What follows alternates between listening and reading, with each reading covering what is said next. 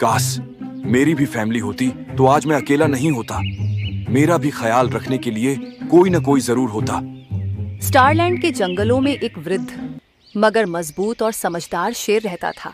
मगर कुछ दिनों से उसकी तबीयत खराब रहने लगी थी।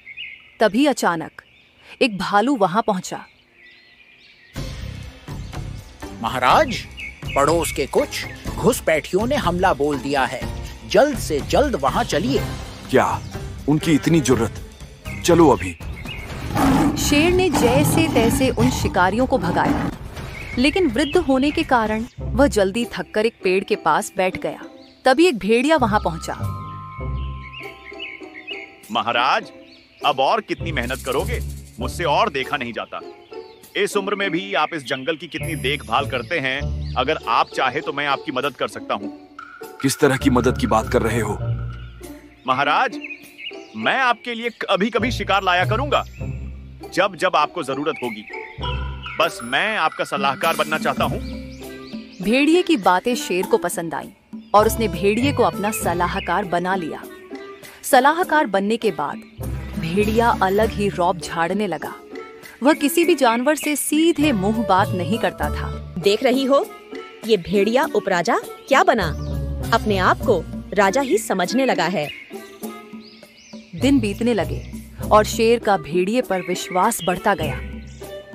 एक दिन भेड़िए ने शेर से कहा, महाराज, अब आप मुझे उपराजा बना लीजिए।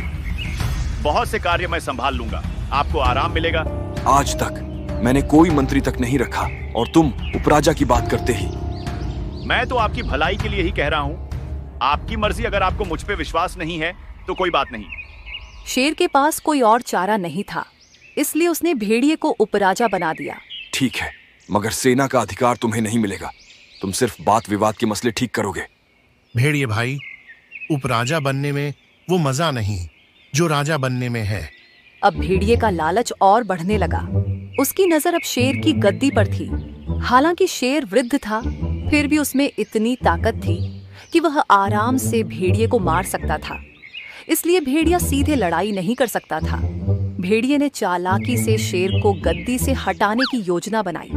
उसने बड़ी चतुराई से शेर के सामने झूठ बोला। महाराज, पड़ोसी भेड़ियों के ग्रुपों ने हम पर हमला बोल दिया है। मुझे उनसे लड़ाई करनी है, इसके लिए मुझे सेना का अधिकार दीजिए महाराज। मगर मेरे पास तो कोई सूचना नहीं आई। यह समय कुछ सोचने का नहीं है, मुझे जल्द से जल्द अधिकार दीजिए। ठीक है, बाघ भाई, यहाँ आओ। अब से सेनापति भेड़िया भाई होंगे। इनकी अगुवाई में तुम युद्ध करो। सेना का अधिकार मिलते ही भेड़िए का स्वभाव बदल गया। भेड़िए ने जंगल में एक अफवाह फैला दी। बाघ भाई, क्या तुम्हें नहीं लगता कि अब इस जंगल को नए राजा की आवश्यकता है? हमारा राजा बूढ़ा हो गया है। सेना कमजोर राजा को साथ लेकर युद्ध नहीं कर सकता। हाँ भाई, आप सही कह रहे हैं, मगर हम क्या कर सकते हैं? मुझे तुम सब राजा बनाओ, मैं तुम्हें मंत्री बनाऊंगा। ऐसी भी ज्यादातर अधिकार मिल चुका है मुझे। मगर राजा शेर को गद्दी से हटाएंगे कैसे? हम सब जाकर उसका विरोध करेंगे, बोलेंगे कि तुम्हारी सत्ता कमजोर है। मुझे यानी भेड़िए को नए राजा के रूप में चुनते हैं। आप यह जंगल छोड़कर चले जाइए। अब चलो मेरे साथ। एक दिन महाराज, हम सब ने एक निर्णय लिया है। अब आप राजा बनने योग्य नहीं है। आपकी सत्ता किसी और को दीजिए। मगर क्या हुआ? कुछ गलती हुई है क्या मुझसे? नहीं, मगर जंगल अब नया युवा राजा देखना चाहता है। अब अपना पद छोड़िए। ठीक है, आप सब ने ही मिलकर मुझको राजा बनाया था। आप सभी यही चाहते हैं तो मैं ये गद्दी छोड़ रहा हूं। मगर मेरी गद्दी में बैठेगा कौन? भेड़िया बैठेगा महाराज। हम सब ने उसे राजा नियुक्त किया है। सभी जानवरों के विरोध के कारण शेर ने अपना पद छोड़ दिया और जंगल से बाहर चला गया। भेड़िए, इन सब का ख्याल रखना और सही से न्याय करना। अब भेड़िया जंगल का नया राजा था। राजा बनते ही उसने अपना असली रंग दिखाना शुरू कर दिया। दूसरी तरफ शेर जंगल में इधर उधर भटक रहा था। तभी उसे एक आवाज सुनाई दी। महाराज, आप यहाँ कैसे? झाड़ियों से एक भेड़िया बाहर आया। भेड़िए को देखकर शेर ने कहा, महाराज, आप यहाँ कैसे? कौन हो तुम और मुझे कैसे जानते हो? लगता है आपने मुझे पहचाना नहीं? मैं वही बच्चा हूं जब कुछ वर्षों पहले आपके जंगल में खो गया था, मगर आपने मुझे मेरे झुंड तक पहुंचाया था। देखिए, अब मैं यहाँ का सेनापति भी हूं। अच्छा, याद आया, मगर तुम तो काफी बड़े हो गए हो। लेकिन आपने जवाब नहीं दिया। महाराज, आप यहाँ कैसे? शेर ने पूरी घटना बताई कि किस तरह वह यहाँ पहुंचा। भेड़िए ने जब सुना कि शेर ने एक भेड़िए को राजा बना दिया है, वह शेर से गंभीर होकर बोला, क्या? भेड़िया? आपने उसे भेड़िए को अपना राजा बना दिया? वह एक नंबर का झूठा मक्कार और भगोड़ा है। उसने हमारे जंगल में तख्ता पलटने की कोशिश की थी, जिसके कारण उसे सजा हुई थी, मगर जेल से भाग गया और आपके जंगल में पहुंच गया। कुछ नियमों के कारण हम वहां नहीं जा सकते। शेर को अब पछतावा होने लगा कि उसने जाने अनजाने में कितनी बड़ी भूल कर दी। शेर ने भेड़िए को कहा, हाँ, सारे जानवरों ने मिलकर उसे नया राजा बनाया है। अगर तुम्हारे बात में सच्चाई है तो मेरा जंगल को बहुत बड़े खतरे में है। जल्द से जल्द मुझे वहां पहुंचना चाहिए। क्या तुम्हारे पास कोई उपाय है जिससे मैं उसका पर्दाफाश कर सकूं? एक उपाय है महाराज। वह शातिर है मगर बहुत डरपोक भी है, इसलिए यह उपाय जरूर काम करेगा। तरकीब सुनकर शेर बहुत खुश हो गया। इधर भेड़िया राजा बनकर बहुत ही खुश हो गया था। तरह तरह के कार्य जानवरों से करवाने लगा। एक दिन भेड़िया आराम करने गुफा में बैठा था, तभी अचानक एक आवाज आई, दुष्ट भेड़िए, मेरे महाराज को यहाँ से भगाकर चैन से सोना चाहता है। तुझे क्या लगता है तुझे कोई नहीं पहचानेगा?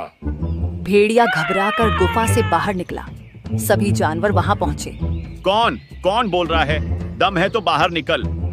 क्या हुआ महाराज, क्यों घबरा रहे हो? मैं जादुई गुफा हूँ, सभी का मन पढ़ लेता हूँ।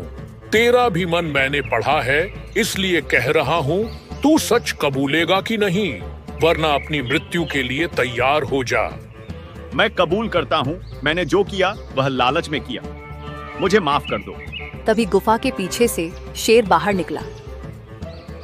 देख लो सभी, यह एक भगोड़ा है। हमारे आंखों में धूल झोंकर हमारे जंगल में राज करने यहाँ पहुंचा है। क्या कुछ सबूत है आपके पास? तभी कुछ भेड़ियों का ग्रुप वहां पहुंचा। महाराज, आप हमारे लिए आपके जंगल से हमारे जंगल आए। अब हम आपके लिए आपके जंगल आए हैं। तुम्हारे महाराज सही कह रहे हैं, ये एक नंबर का भगोड़ा है। इसकी सजा मुकर्रर होने के बावजूद जेल से भाग गया था। अब हम इसे वापस ले जाने आए हैं। उम्मीद है आप सभी हमारा साथ देंगे। चलिए जनाब, बहुत याद आई आपकी।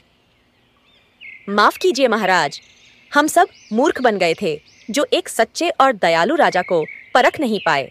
कोई बात नहीं, आखिर गलती भी मुझसे हुई है। इस भेड़िए पर जल्दी विश्वास कर लिया था।